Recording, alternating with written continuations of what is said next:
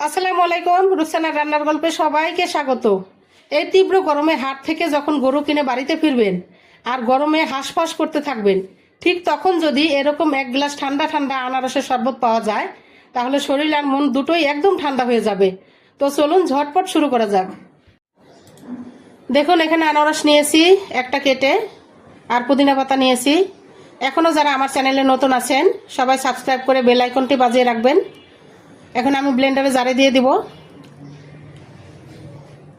আনারসটা একটু টক টক, এভাবে তৈরি করলে কিন্তু ছোট বড় সবাই অনায়াসে অনেক খুশি মনে খেতে পারে। আনারসটা অনেকে খেতে চায় না, গালটা ছুলে যায়। এখন দিয়ে দিয়েছি আমি 1 টেবিল চামচ বিট লবণ আর 4 টেবিল চামচ চিনি। একটু চিলি ফ্লেক্স দিয়ে দেবো, আপনারা চাইলে নাও দিতে পারেন বাচ্চারা খেলে। দেখুন, তৈরি হয়ে গেল আমার রিফ্রেশিং ড্রিঙ্ক আনারসের শরবত।